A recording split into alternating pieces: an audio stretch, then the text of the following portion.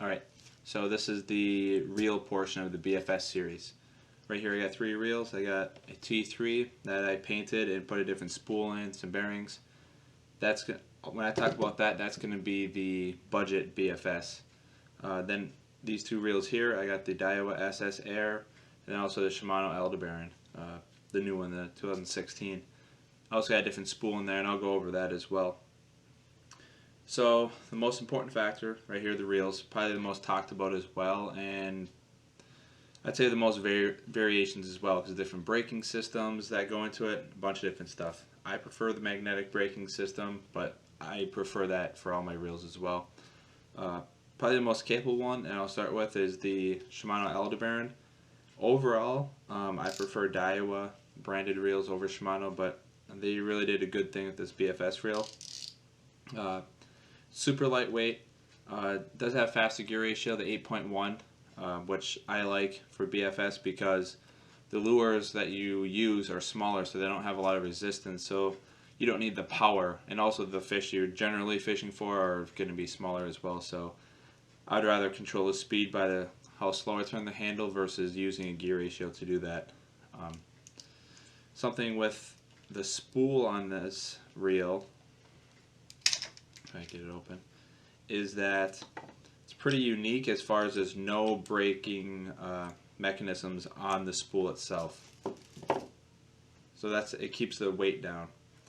And why that's important is because when you're casting these lightweight lures, you have the spool rotating and then also the bearings, and then the braking system slows the spool down. And what this does, there's no braking mechanism on there at all, is it keeps that spool weight down. And that's important because when you're casting these lighter lures, the lighter spools, they have less startup. It's kind of like, I don't know, if you're pushing, let's say you're just pushing a balloon with your hand versus pushing a bowling ball. It's a pretty drastic analogy there, but that's kind of what it is. And I don't know if you can see that, but there's a little tiny bearing on there. And then inside there's tiny little balls. And what that does is, again, it's that rolling resistance. Those small little balls are easier to get moving. So when you throw out that light lure, everything comes into play, and it allows it to be controllable as well. Because you might be able to use a heavier spool and cast a lighter lure, but that spool is going to want to keep going, because just like that bowling ball, once you push it, it wants to keep going. Same thing with those heavier spools. That's why they're a little bit better for casting farther with heavier lures. With these light spools, they're kind of niche. That's why they're not mainstream, especially in the US, because they fill a very small gap that can be, for the most part, filled in with spinning reels with the ultralight stuff. How the braking system works on here is I gotta find something magnetic here for a second.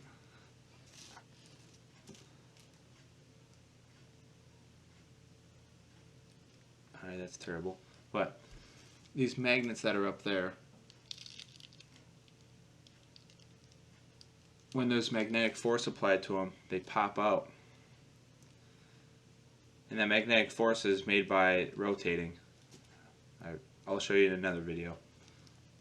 Right there. So what that does, it keeps all the weight of the braking system on the side plate, and you don't have to worry about it with on the spool. And that's how, I think they're just over 5 grams. I think it's 5.6 grams with a bearing on there, which the bearing itself doesn't add to the equation for casting. There's not an exact equation, but it's so close to the axis, like where the shaft is, that rotating weight doesn't really affect anything at all. Same thing, I think this spool made by KTF, the tuning company out of Japan, that's made out of, I think it's some sort of titanium alloy, but that it keeps it lighter, but that weight right there is not as important as the weight on the outside of the spool. So you got different types of aluminum that they're usually made out of. That's how the SS Air, same concept, except for I don't have lines, so you'll be able to see it a little bit better. is you have just a really shallow spool, so it holds less line. So why that's important is line makes up a lot of the weight on the spool. If you have a traditional spool, say that holds, I don't know, 100 yards of 14-pound line, all that line on there, that adds up. And that spool, let's say that spool weighs 10 grams. And this spool right here weighs 10 grams. It weighs less than that, but let's just say that. In order for this, let's say this is 34 millimeters. Let's just say that. I don't remember if it's a 32 or 34 millimeter. But in order to fill that line up, to get to the same distance from here to here, it's going to take a lot more line on those deeper spools. So it doesn't really work by putting less line on there because you're going to be shallower, and that spool is going to have to spin very fast to kick out the same amount of line. So that's why these spools are shallow like that. You can hold less line, and it doesn't hinder you down. And also, when you're reeling your lure back in, you're going to be able to pull that line back faster because of how shallow that is versus it being deep. In this braking system, it works. So when there's enough rotation going through this inductor here, this little black piece right there, it pops out. That'll pop out because there's two magnets in here.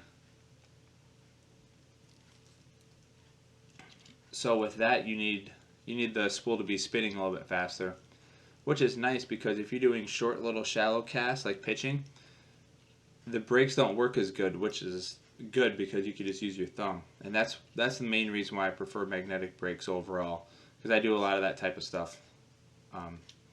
The other type that most Shimano reels use, the centrifugal brakes. They use brake shoes that kick out and rub up on a rim.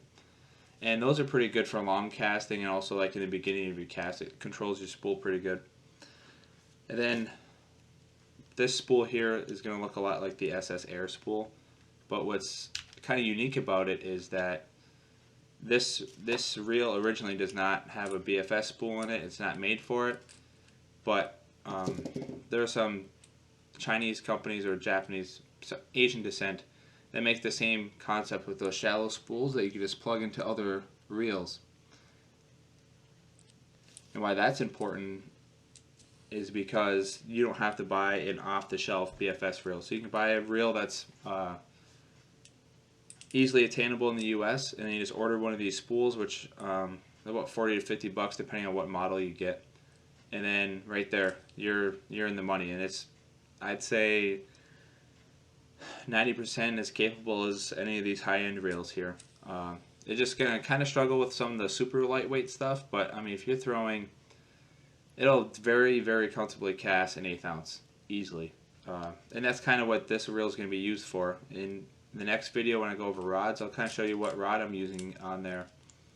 But I did some test casting in the yard with it. There's a bunch of snow outside, and it's definitely very capable of what I'm doing it for. And the stock spool on here, I ended up selling. I sold it for 60 bucks, and I got the spool. I think I got the spool for 40 bucks. So right there, I just saved 20 bucks just from converting it over. And it doesn't cast as far, especially with the heavier lures, but that's not what I'm using it for. Alright, so on this side plate here, you'll be able to see the bearing in there. And this is a lot easier to tell when I'm talking about those small little bearings that make a big difference. You can see there how, let me get it up a little bit more. You can see how there's a housing there. The red part is where a normal bearing would be. And then that inside part, that's where that little tiny ball bearings is.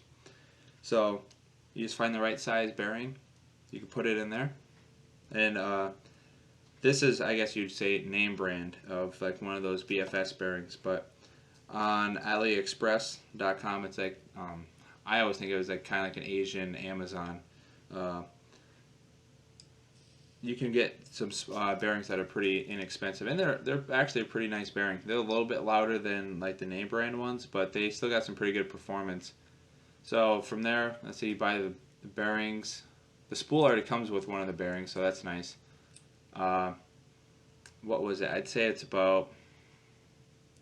$50 you're in the money if you already have a reel. And there's a lot of different reels out there, like the base model Tatula or even the Tatula CT. Those reels, you can get them brand new or lightly used on eBay for less than $100. And you slap one of these spools in there, and with the bearings, I'd say after it's all said and done, safely saying $150, you can have a very capable reel. If you shop around a little bit harder, you probably get it, I'd say, for about $120. And then you have money for a rod. And the rod in the U.S., that's going to be hard to find. But they're not hard to make. And there's some suggestions that I can pass along. I've also learned along the way of what makes a good BFS rod and then also what doesn't. That will be in the next video. Alright, so here I got all three of those spools. So you see, also just something to note, the tip of this spool, see how it lies that long shaft that Shimano's generally have. Like, it just goes through. It's just a different design. But that the spool tip right there, that comes into contact, so that's polished. That's polished as well, just to give it less drag. Also the pinion gear inside there, I don't know if you can see it, but it's in there. That's the inside of that's polished as well. You got those little tiny bearings. I mean, this is the setup right here, this Aldebaran setup that I put the most money into. It's kind of counterproductive after a while because you can just get any spinning reel with ultralight line and ultralight rod and do most of what this setup's capable of, but it's very fun and it is functional. Like I said before, how you can pitch lures and like a lot more accuracy, and especially when you're in the creeks and you're getting those awkward casting angles. It's a lot easier to do with a bait casting reel because you got everything that you're casting. You don't need your other hand. You just press that button and there goes your lure. Versus with the spinning reel, you're gonna have to grab your line like this, flip open your bail, and go whip it out there. And also, it's a little faster too, so it's just different. Some people are good at it. I'm not. So right here, this is a Daiwa T3 that I painted. I got kind of like a pinkish hot pink color. Get a close up of those bearings again if you didn't see them. That's big, and this also that spool. See, it has the same shallow pattern. This has just got, I'd say, 45 yards of line on there, of 7-pound line. So don't forget to subscribe, post your questions below. I'll answer those in future videos. Also make sure to like, share, all that kind of good stuff.